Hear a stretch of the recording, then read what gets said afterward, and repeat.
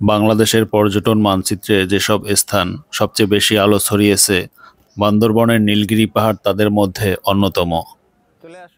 প্রকৃতিপ্রেমীদের জন্য এই জায়গাটি যেন বাংলার এক টুকরো স্বর্গ। প্রিয় দর্শক, আসসালামু আলাইকুম। নীলগিরি পাহাড় দেখার জন্য আমি এই মুহূর্তে নীলগিরি পাহাড়ের সর্বশেষ চূড়ায় পৌঁছে গেছি। নীলগিরি পাহাড়ে জীবনের প্রথমবারের মতো পা রেখেই যে অনুভূতি হয়েছিল তা সত্যি ভাষায় প্রকাশ করার মতো না।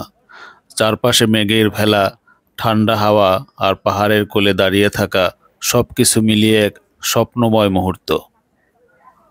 ছেলেদের সাথে নিয়ে প্রায় 3000 ফিট উপরে উঠে ঘুরে ঘুরে পাহাড়ের সৌন্দর্য উপভোগ করছিলাম।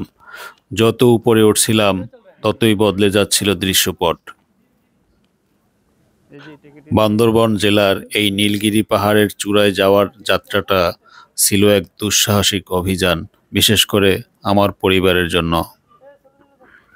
ছোটদের সাথে নিয়ে এইসব স্থানে যাওয়াটা সত্যিই দুঃসাহসিক অভিযানের মতোই। এখানে যাওয়ার যাত্রার প্রতিটা ধাপ, প্রতিটা বাঁক যেন নিয়ে যাচ্ছিল এক নতুন গল্পের দিকে। আর যখন আমরা চূড়ায় পৌঁছালাম, মনে হচ্ছিল আমরা মেঘের রাজ্যে, মাটির নয়। ছেলেদের মুখের কথা, এটা তো একেবারেই মেঘের ভেলার উপরে দাঁড়িয়ে থাকার মতো। হ্যাঁ, সত্যিই তাই। প্রথমবারের মতো নীলগিরির এই প্রকৃতি, শান্ত পরিবেশ আর অবর্ণনীয় সৌন্দর্য যেন আমাদের হৃদয়ে একটা স্থায়ী জায়গা করে নিয়েছিল। খুব ভোরেই মেঘের ভেলা দেখার জন্য ছুটে চলি নীলগিরির উদ্দেশ্যে। পাহাড়ি আঁকাবাঁকা রাস্তা, মাঝে মাঝে কুয়াশায় ঢাকা দৃশ্য, আবার কখনো পাহাড়ের ঘা ঘেঁষে ছুটে চলা সড়ক, সব কিছু মিলে মনে হচ্ছিল যেন আমরা কোনো এক অ্যাডভেঞ্চার মুভির মধ্যে দিয়ে আছি।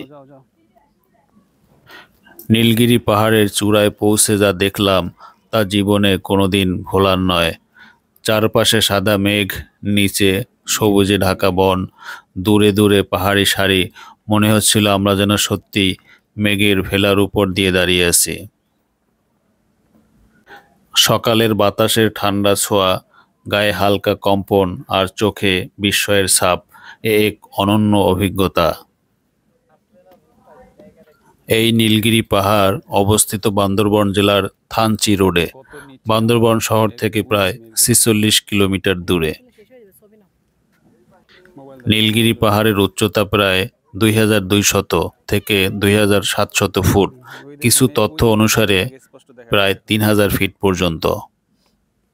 এখানকার আবহাওয়া সারা বছরই ঠান্ডা, বিশেষ করে সকালে এবং সন্ধ্যায় কুয়াশায় ঢাকা পড়ে পুরো এলাকা, যা এক জাদুকরী পরিবেশ তৈরি করে। বাংলাদেশ সেনাবাহিনী কর্তৃক পরিচালিত কিছু রিসোর্ট এখানে রয়েছে, যেখানে অনুমতি সাপেক্ষে থাকা যায়।